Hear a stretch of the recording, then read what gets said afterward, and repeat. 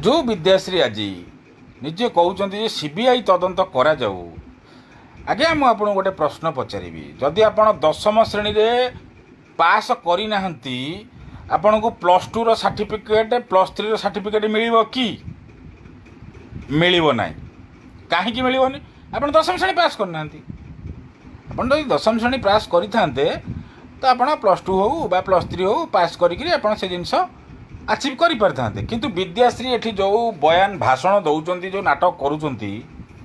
जे आदित्य जो घटनाटी होती ये घटना आदित्यंकर जो भिडियोटी आसी ये भिडियो देखी से तांकर बयान कौन आदित्यंकर जो भिडियोटी आसी से भिडियोटा को सतरे स्वीकार करुँच ना ये विषय भी प्रश्न आसवा दरकार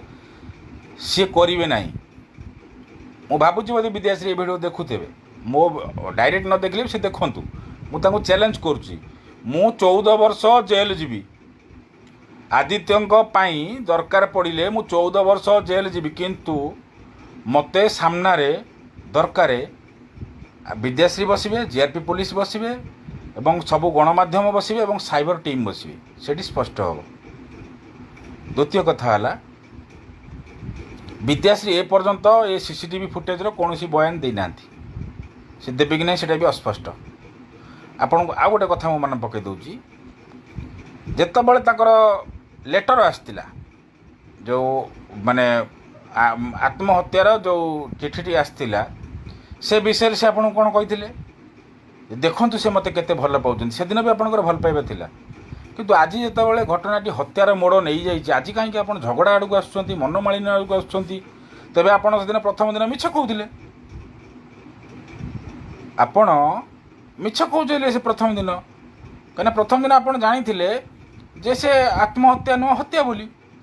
एवं आत्महत्या करने आप रोल करते स्पष्ट भाव में करते आगुरी चिराचरित प्लान।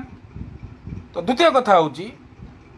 ए पर्यंत जीआरपी पुलिस जो प्रेस मीट टी हवा कथा से कहीं करूना सी आसतु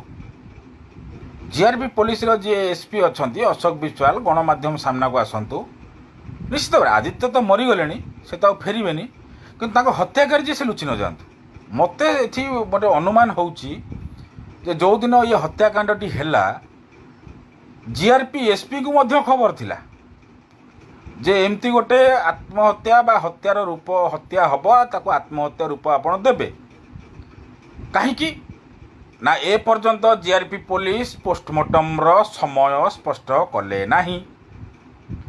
आज पर्यंत मुझे आपको गोटे कथा कहूँ एपर्यंत जीआरपी पुलिस पोस्टमार्टम रिपोर्ट स्पष्ट कले कि ना करना कहीं करना ता भी गोटे सन्देह। तो मुझे कहूँ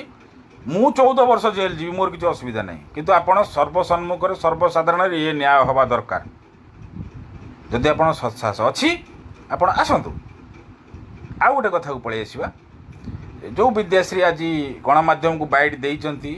जे मो ना लोक अपप्रचार कर निश्चित भाव में आज्ञा अपप्रचार कर भी करुँच आप मो ना कहे मो ना मानहानि केस करूँ मो सामना को आसतु आप कोर्ट को मत टाणु मु तो डाकुची आप टाणु बोली मो ना आप करूँ जीआरपी पुलिस करें क्या जीआरपी पुलिस आप सहित संपृक्त अच्छी जीआरपी पुलिस आपण सहित संपृक्त अच्छी और आपन को से सहयोग कर मु तो आप सहयोग करी आप मो ना कहीं आज 17 दिन मु तो कहूँ आप विद्याश्री जी से निजे जानते हत्याकारी किए बोली स्पष्ट भाव में मुझे कहूँ आप मो ना मानहानि मोकदमा करूँ एवं से जगार आप निजे रे ओडिशा सारावासी लोक रे यहाँ गोटे ओपन फिल्ड रे हम तदंत ओपन सेट गोटे जगार ही हो।